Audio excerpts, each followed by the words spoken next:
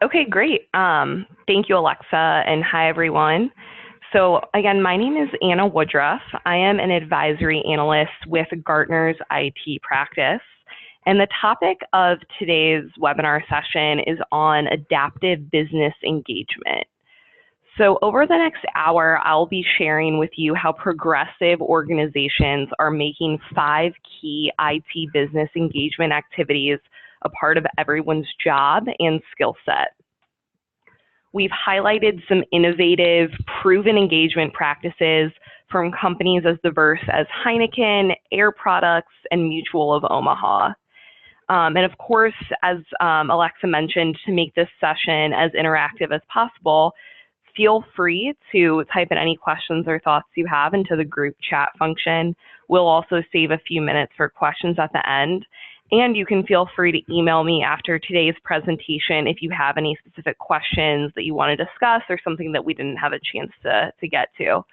And before we get started, I also wanted to quickly mention that the content for today comes from the CEB, now Gartner. We're now part of Gartner, CIO Leadership Council, which you all have access to. So Gartner is a research and advisory company, and we research best practices aligned to all types of common management challenges across all functions, including, of course, IT, which is the biggest function that we specialize in. And then we create actionable tools, templates, and best practice case studies to help solve common management challenges. So if you haven't taken advantage of this resource, I'm going to post in the group chat at the end of our session today a link to the CIO Leadership Council that you all will be able to access. If you haven't already done so, maybe you're familiar, which is going to be a great source of resources for you going forward. So that's where the content today is coming from. So let's dive in. Let's get started.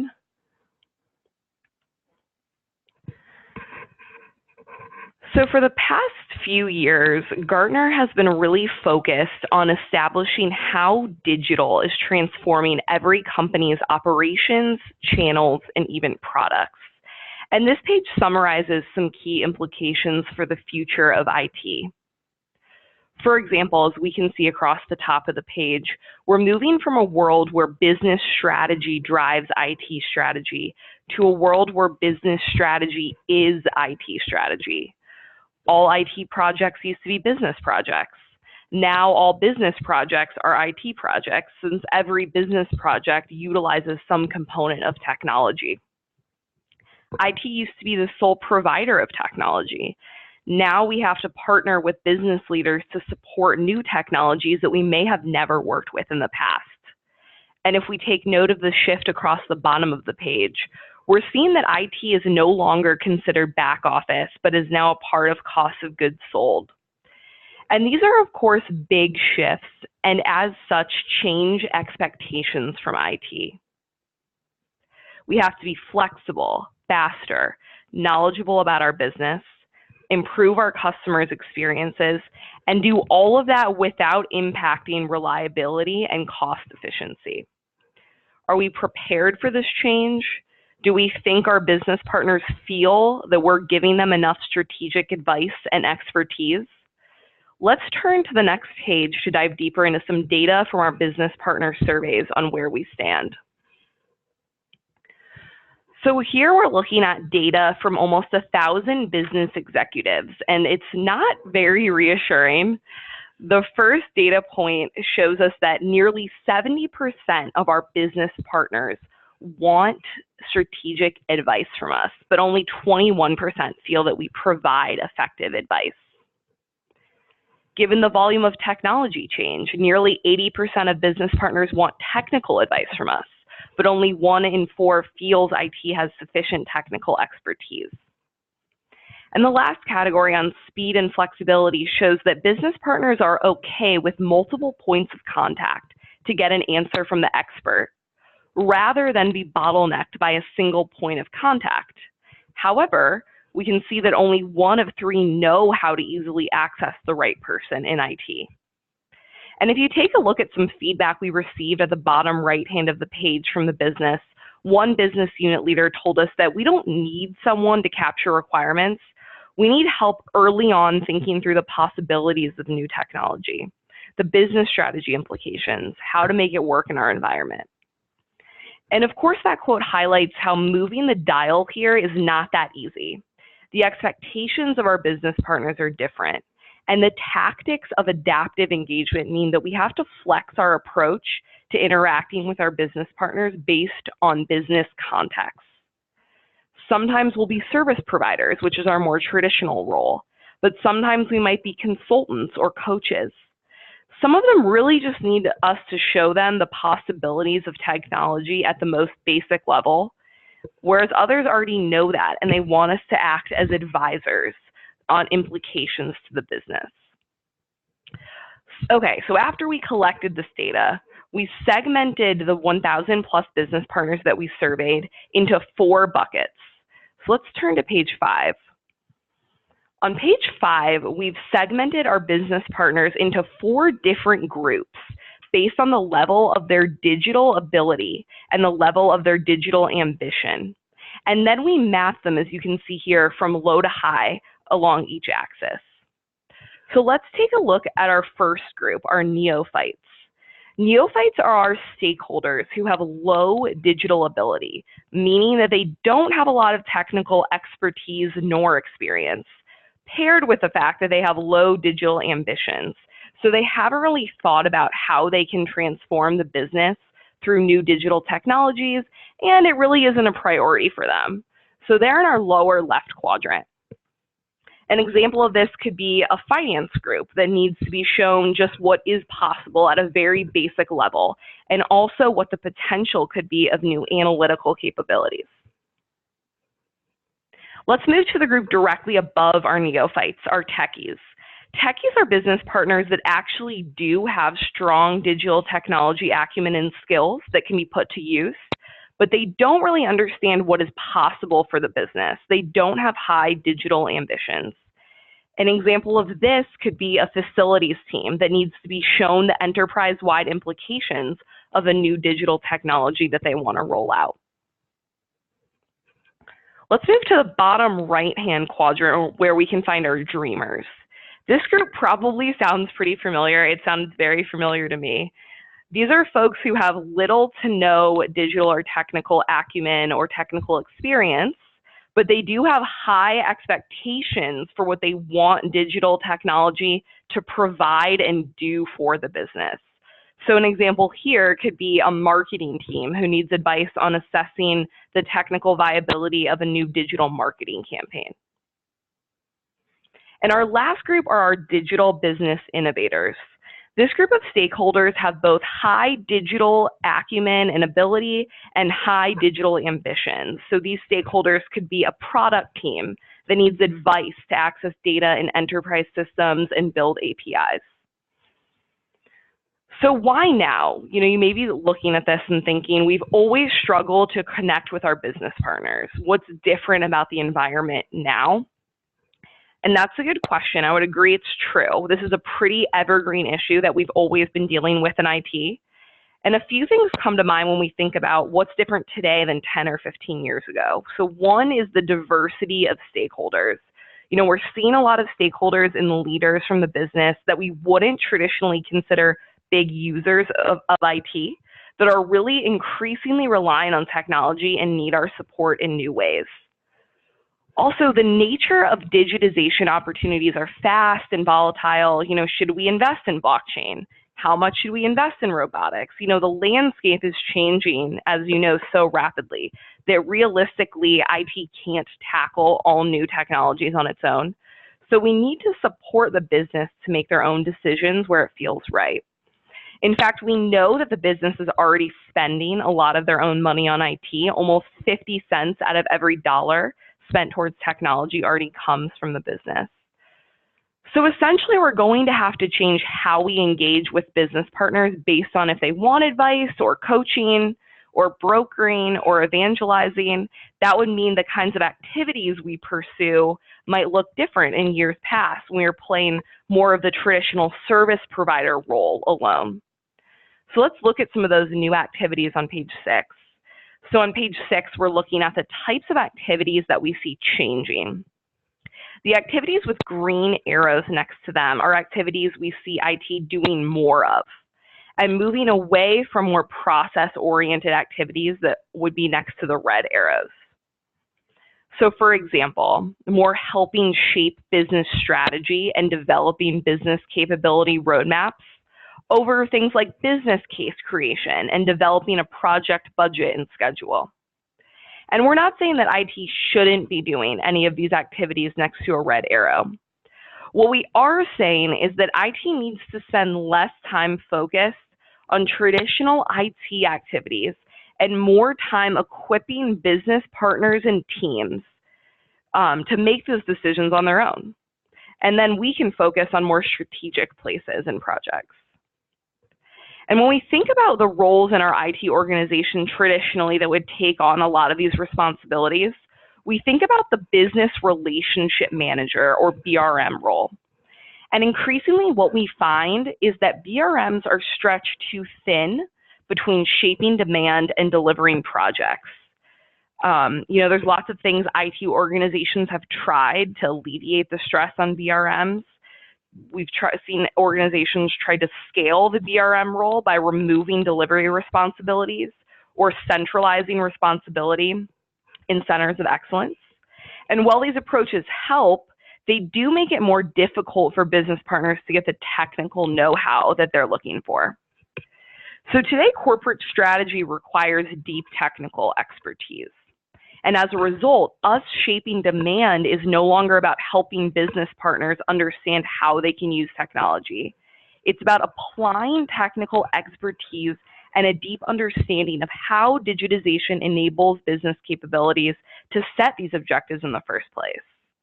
And given the broad impact of technology, we find that this expertise is increasingly dispersed across the organization and can't be provided by a single business relationship management role. So these activities on this page and the shift in mindset can really be applied to any role in the IT organization.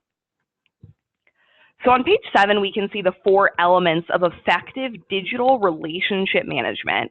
And today we'll be covering just 2 of these operating principles that we see here. First, we'll cover flexing IT's engagement role. So we'll be talking about how to shift between different engagement postures in working with our business partners based on their ability and ambition. Then we'll be covering principle 4 in the bottom right box, accelerating access to technical expertise. So we'll be talking about ways to build teams that can provide fast, seamless access to technical and other expertise where and when business partners need it. And I did want to note that, of course, we do have more information that covers more in-depth principles 2 and 3 that we won't have a chance to talk about today on our website. So if you are interested in more information around organizing around business capabilities or building more technical depth and engagement skills, I would definitely recommend checking out the full study related to this webinar that we have available on our website, which I can send out a link to. So let's get started with the first principle on page 8. In principle 1, we're going to talk through how our peers at companies like Heineken and Air Products changed hats from being a provider to being an advisor or an evangelist or a broker as needed by the business partner. So let's dive into page 9 and see a bit more detail about the 5 types of roles that we need to be comfortable flexing between. So on page 9, we're looking at the 5 different engagement postures that we have the option to take on depending on who we're working with and on which type of project. So let's walk through each one. So the first is evangelizing, which means educating business leaders on emerging digital trends and opportunities to create value using technology. The second is consulting. Consulting in this sense means offering advice and frameworks to enable successful leadership of technology investments.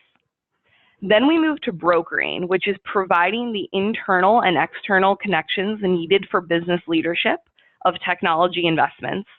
And then the fourth posture is coaching, which refers to developing employee skills to help them make full use of the enterprise's technology and information. Our final posture is delivering. So in this posture, we own the process of delivering technology functionality, or we provide integration capabilities for business-led technology investments.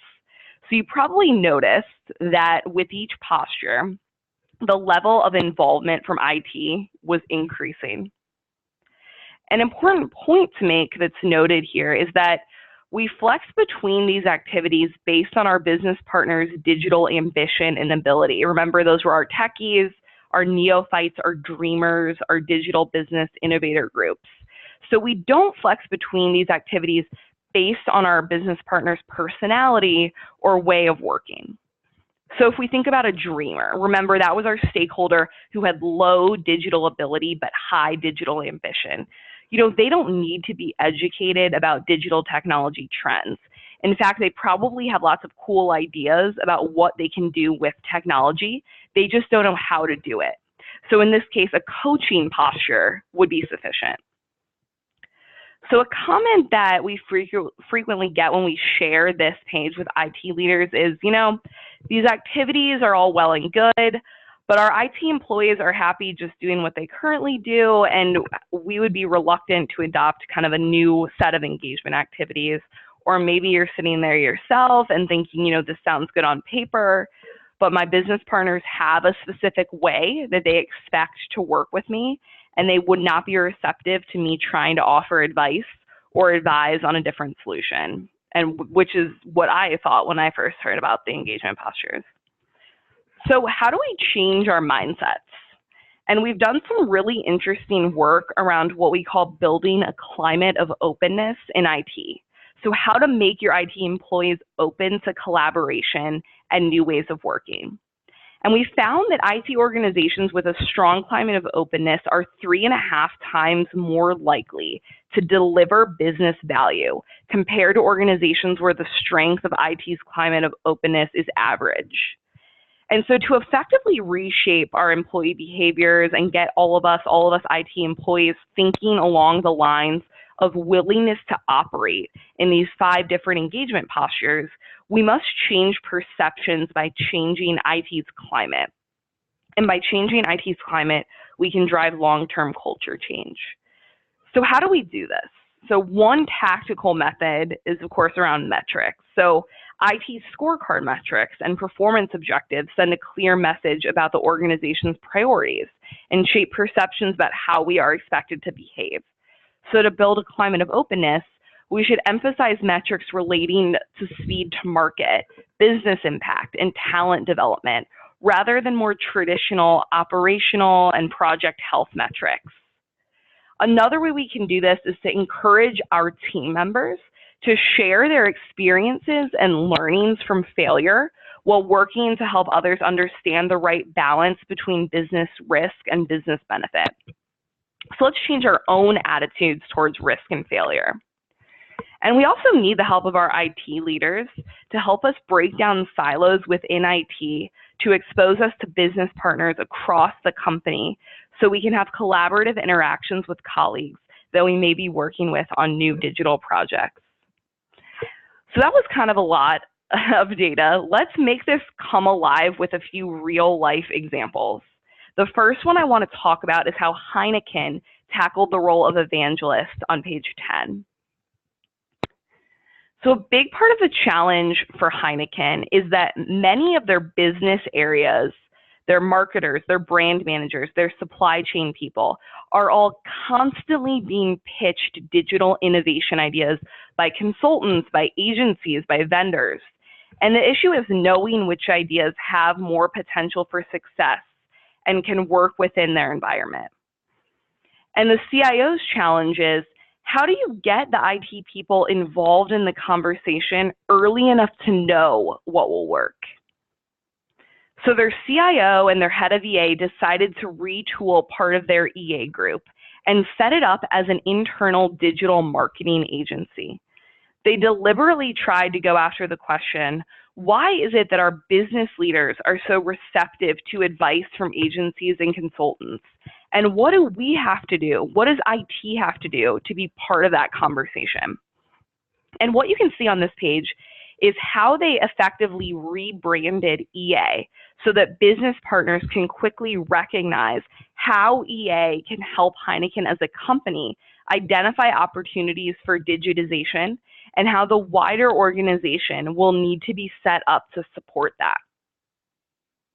And on the page, we can see a sample of activities aligned to the new EA group. So let's walk through some of them. Starting from the left, digital competencies, for example, is one new activity aligned to the EA group. So in this activity, EA will investigate the staff competencies needed to support brand new digital products. Another activity this new EA group will support is investigating new ways of working, including defining how engagement and delivery must change as we begin rolling out Agile to new projects, for example. And let's take digital technology accelerators as another example in the middle of the page. In this activity, EA takes on the task of exploring new technologies the firm must build, acquire, or adopt to stay ahead. And you can kind of imagine that there would be a talent need to support this total overhaul of the EA group.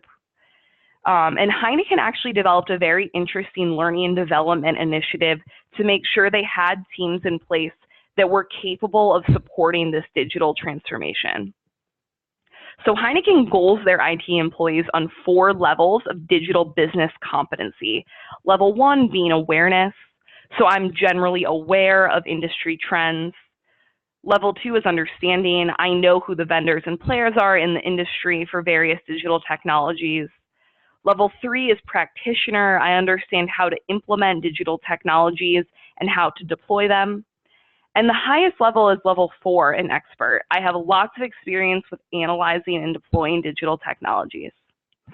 And there are sets of trainings, including coaching, online exercises, and virtual classes for them to move up each level. And then Heineken puts teams together who have a good mix of proficiencies on one team. So a totally new learning and development plan was put in place to support this new EA group.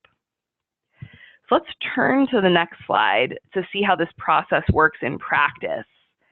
So on this page, we can see the process map that Heineken developed. So first, they sourced ideas by identifying the business problems faced by key stakeholders in marketing, sales, and supply chain. Then EA runs workshops to identify the kinds of technologies that could help address those problems. The team then drafts up these innovation briefs that help educate business leaders on the new technologies. And then they work to identify partners from the vendor space to build functional proofs of concept. And at the end of this process, Heineken supplies hands-on knowledge to support the experimentation to provide better integration. So this is a big shift for an EA group. And last year we had Rob Monk, the head of Heineken's EA group, speak at our IT summit. And to ensure this change was a success, there are a couple of pieces of advice that Rob talked about that I think is worth underscoring. So first, he said that EA has to be very visible about the changes involved in their IT transformation. So communicating an IT transformation plan to business executives to show that even though IT isn't there yet, we're working on it was key. And changing the title of enterprise architects to digital innovation managers was another key piece. So business partners didn't have a clue what EA meant. And Rob also emphasized how important it was to show proofs of concept to get their business people and their IT people to understand the new possibilities. And lastly, Rob's team found that many of the most promising new technologies were not in the category of things being pitched by vendors. They had to go seek them out. Things like technologies for connected refrigerators had not yet made it into the sales pitch of their vendors or been in any conferences yet. A lot of their projects ended up being internally developed ideas, since this new process led to them being so far ahead of their peers. And one of those ideas sourced from this group that came to life was configuring technology to connect refrigerators with sensors and video screens. So let's move from Heineken's EA transformation to another example from Air Products on how they transformed their PMO on page 12. So Gary Ludwig is the head of the PMO at Air Products, and Gary told us that he was already seeing an increased appetite across lines of business to run their projects themselves. And sometimes that's because of speed, sometimes that's because of size. That appetite is there, and we see it in our benchmarking. 55% of projects are being run beyond the four walls of the PMO. So Gary asked, okay, if they run their own projects, what will they execute well and what will they execute poorly? You know, we expect business partners will be pretty good at understanding their own need and managing their own stakeholders and managing their own change within their business unit. So his insight was for the PMO to offer support specifically for those activities where business leaders struggle, and vary the PMO's engagement using multiple postures. So on slide 12, we've organized across the 4 engagement postures a lot of the activities that the Air Products PMO is supporting. So Gary's assertion is that the value to the business of each of these postures is consistent. So that's a kind of a heretical statement in some PMO circles. The idea that the value that we bring via coaching or consulting or brokering can be equal to the value of our execution of projects. So at the top there, under executing, you see project setup. To the right of that, process enablement, which spans coaching and consulting. Project procurement, there on the right under brokering. And we've noted some of the characteristics in the call out boxes. You know, so number 1 in the bottom left, some of these activities may cater to niche audiences, like program leadership for corporate initiatives. That's an important activity, but not one where we'll get a lot of reps. But then number 2, other activities are likely to have universal appeal. They'll scale. Number 3 in the bottom right, Gary told us to choose the engagement posture not based on some internal principle of which one is correct, but rather based on actual business partner need. So with project health checks, Air Products offers consulting, talking with business partners about how they can conduct health checks themselves. That consulting posture makes sense at Air Products for that business partner, but in other contexts, it might well be an activity that the PMO would execute itself. And then call out number 4 on the bottom right. Some activities may allow for multiple engagement postures. So the example here is project recovery, where to deliver a successful outcome, Air Products is doing some executing, some coaching, some consulting. So this is a mindset shift. This requires PMO leaders to systematically look for opportunities to deploy this full set of postures. So you can kind of see this theme emerging here. How do we empower our business partners with our decades of knowledge without slowing them down? And another great example in this vein is from CareFusion on page 13. So CareFusion essentially put on their consulting hat and said, here are the key questions I would ask if I was purchasing this shiny new technology. Then they acted as a coach and helped put together a buyer's guide for their business leaders. So a business leader can use this buyer's guide in advance of a conversation with a vendor for self-reflection to ensure that they've thought through all of the implications of implementing a new technology. And the buyer can also use this guide during a conversation with a vendor to assess a number of factors, including how well the solution fits with our business needs. What does implementation look like, as well as the costs, and what will our partnership look like? The buyer's guide also provides guidance to think through why these questions are worth considering and what the cost of not considering them and not asking them would be. And IT offers this advice across the entire life cycle of vendor selection. So, you know, especially when we think about the fact that so many business partners are going over IT's head to procure technology, if we can't be scrubbed into all of those instances and conversations, at least we're setting those partners up for success when they are talking to vendors about technologies. So until now, we've talked about examples of how other companies acting as evangelists or flexing across being brokers or advisors or coaches. The one thing we wanted to highlight is that in this complex model, we find a very particular mindset for successfully shaping demand. And it's called the challenger mindset. And in every business-facing staff member, whether it's a BRM or a project manager, a business analyst, or an enterprise architect, we find that this mindset is 3 times more effective than being a relationship builder profile. So let's go to page 14 to kind of understand what I mean when I say challenger and what the difference is between these 2 different types of profiles.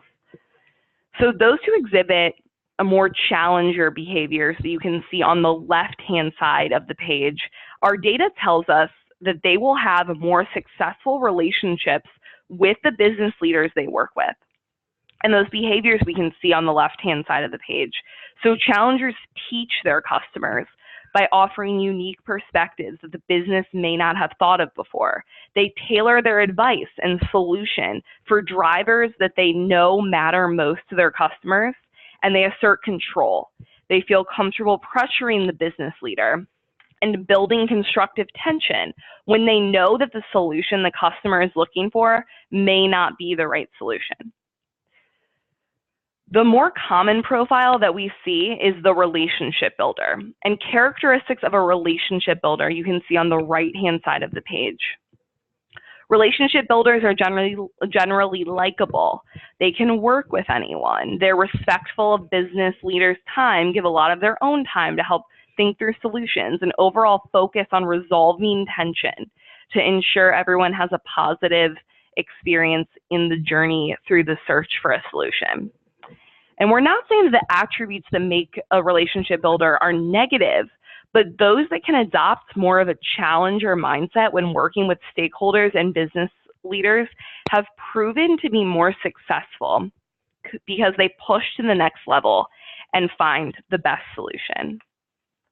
And if you think about people that you've encountered in the workplace or even in your personal life, I'm sure you can think of at least one person who is good at pushing, challenging, debating, but does it in a tactful, diplomatic, respectful way. That's more of the challenger profile. And we actually have a self-assessment on our website to see which profile you lean towards more and tactics for adopting more of a challenger mindset if this conversation is something that's interesting to you. We realize being a challenger doesn't come naturally to everyone. However, there is some good news here.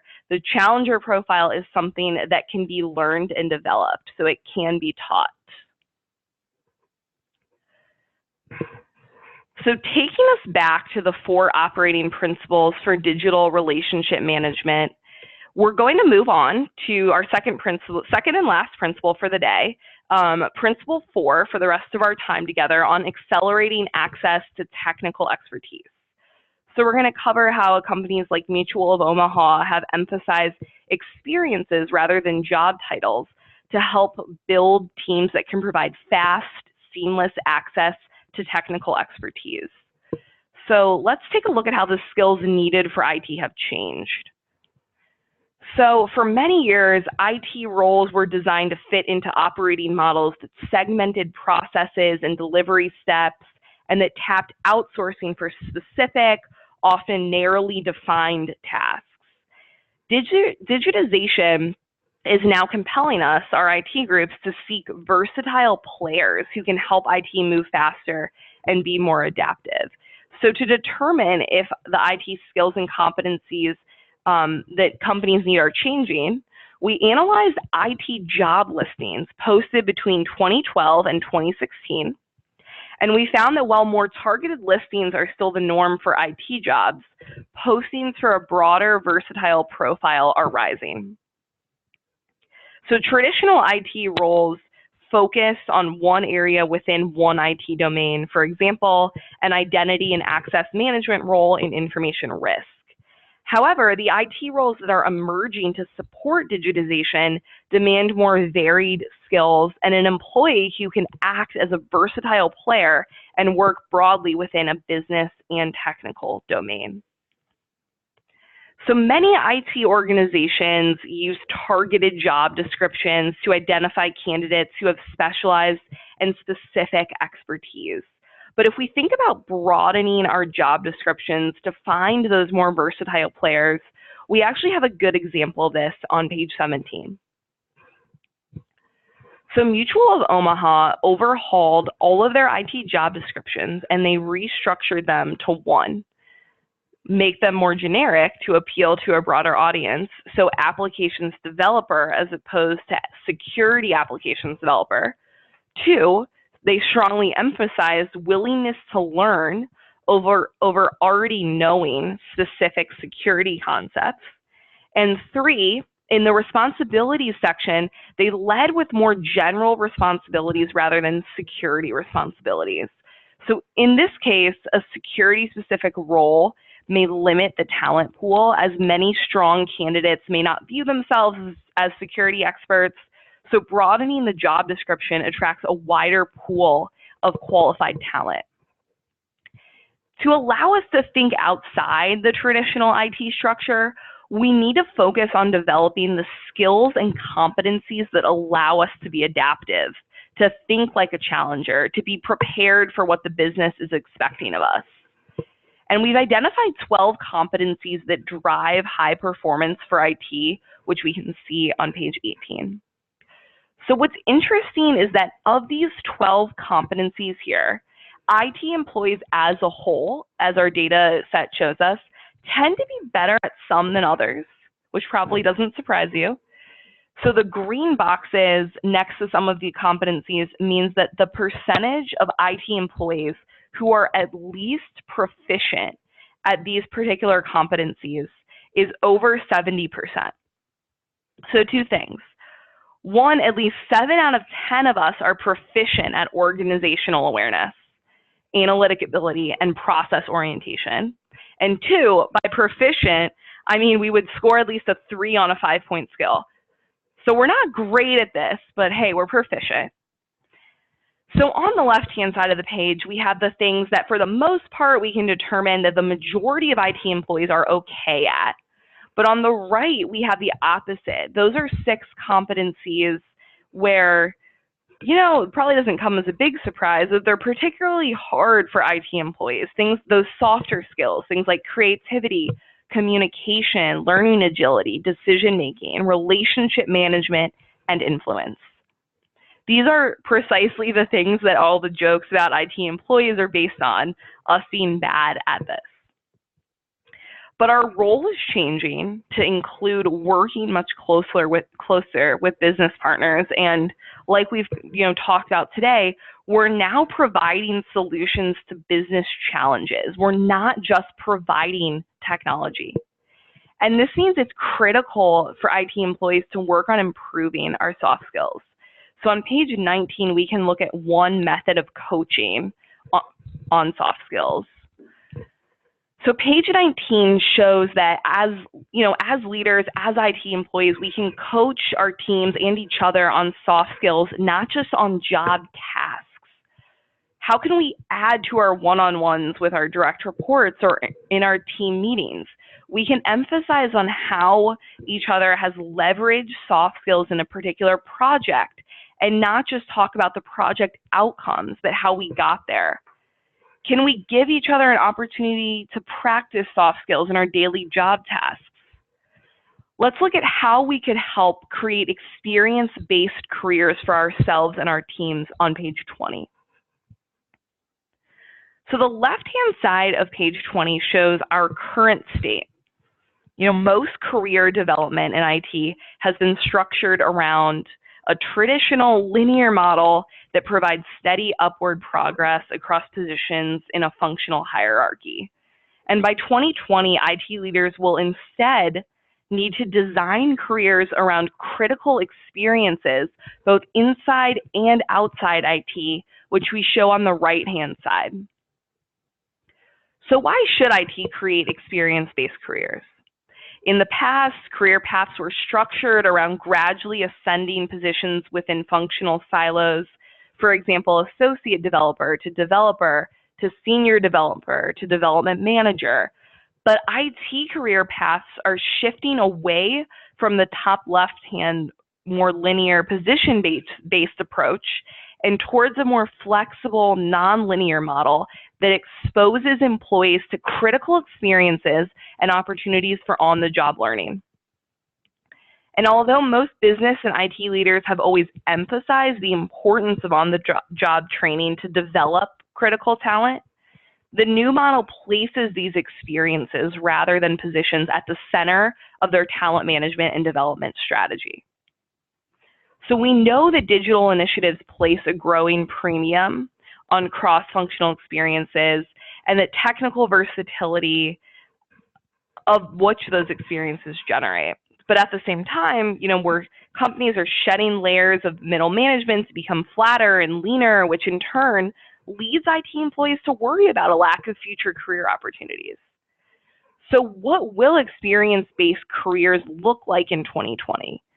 The new IT career path on the right-hand side will differ from career ladders or pyramids in several ways, as shown as key points on the bottom right. So careers will be designed around experiences that build current and future capabilities, not on positions, titles, or an organizational chart.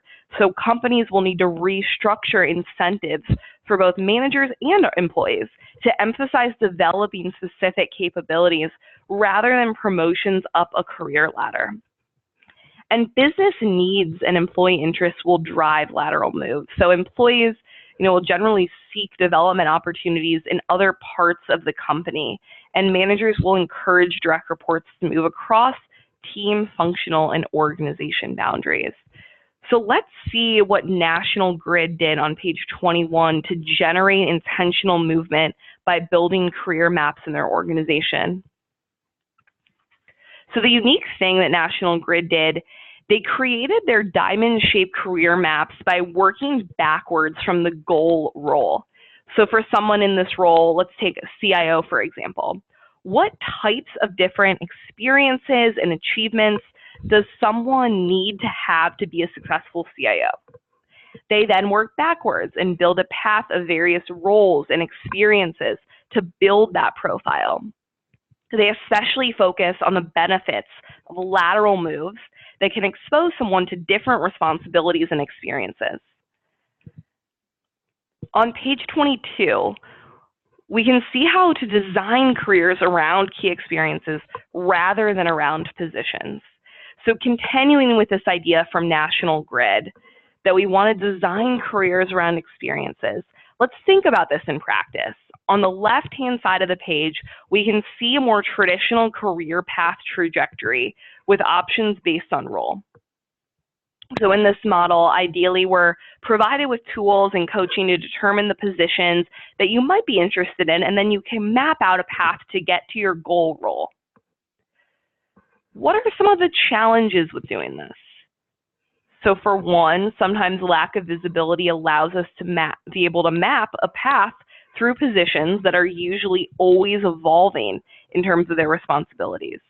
By the time we're ready to look for a promotion or change into the role that we thought would be a good next step, maybe that role now looks completely different, and in reality, it won't provide us with the right experiences.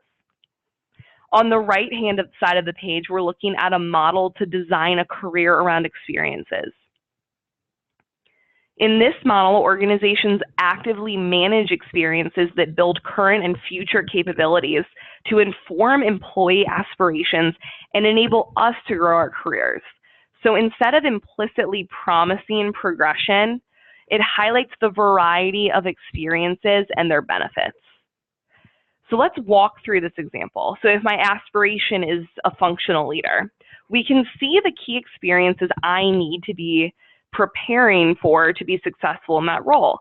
So some of those experiences are managing program budget, preparing project risk assessments, and leading cross-functional teams.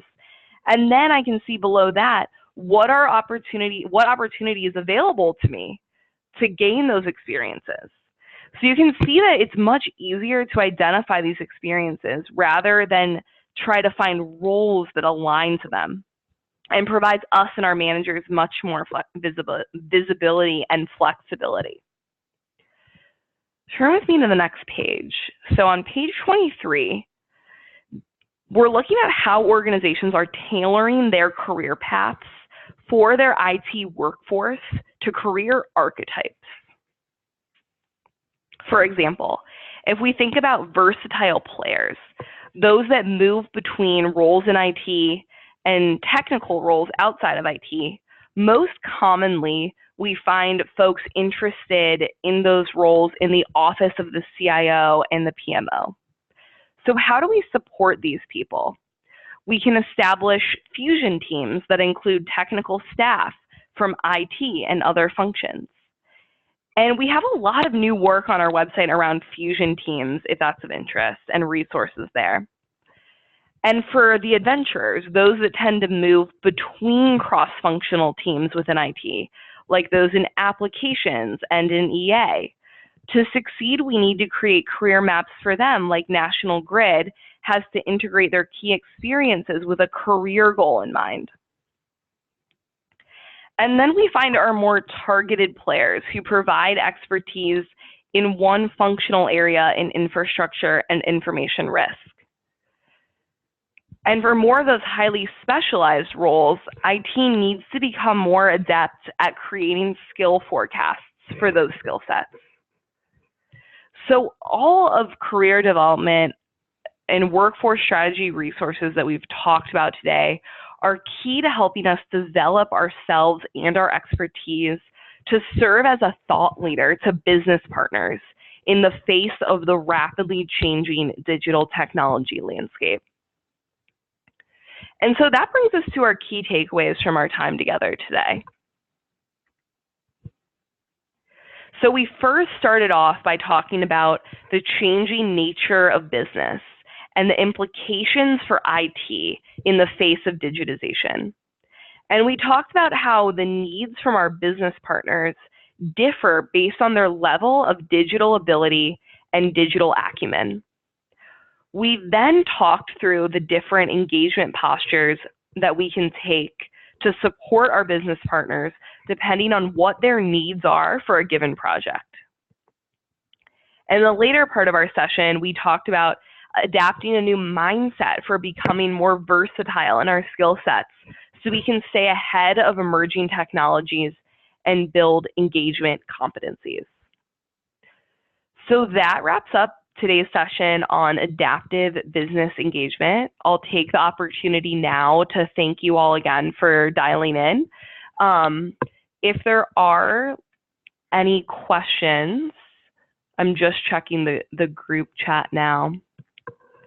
But if there are any questions that anyone has, we have about 8 minutes left.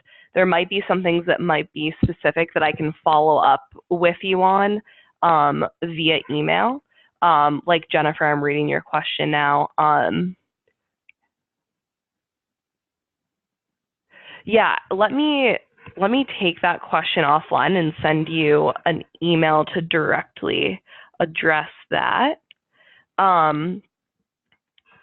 But yeah, Alexa, do we want to open up the line for any questions? I know that was kind of a lot of information. Sometimes people kind of want to process it and then follow up with questions later, but if there is anything. And if not, we can kind of give you a few minutes back of your lunch hour. And I believe, yeah, we did record the session, and so I don't know if Alexa's on the line. We did record the session, so I think if Slack is the internal communication tool that you guys use, then I would assume that is where it would be posted. Yes, it will be posted on Slack. Thanks. And everyone has been unmuted, so if you wanted to ask a question now, feel free to in the next minute, but it looks like... Yeah, John posted a question in the chat. John Kramer, are there implications to changing existing employees' job descriptions? We do actually have some interesting work that we've done on changes to job descriptions, specifically around emerging digital roles and how those responsibilities are changing. Alexa, is it possible for me to kind of send you some resources that I think might be helpful for this group and that specifically address Jennifer and John's question that I could send to you that you could pass on? Yes, I don't know if I have everybody's email, but I could post it on Slack when I get the recording up in the Hangout section and the announcement section for everybody. Okay.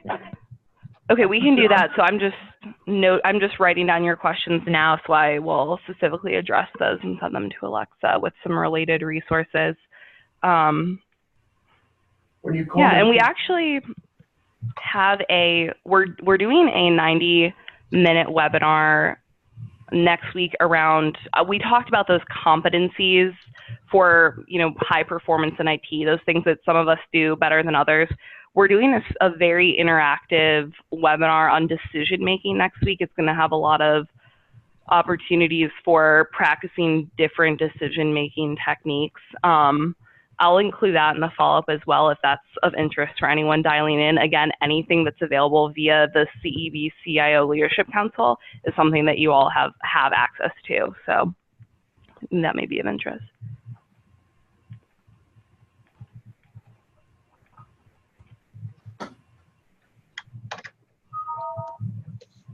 Okay, great. So I guess we can give everyone about 5 minutes left, and I'll get all that follow-up over to Alexa for her to post in Slack for you guys. Yeah, and thanks for joining us today over your lunch hour. Yes, and have a great rest of your week. Thank you.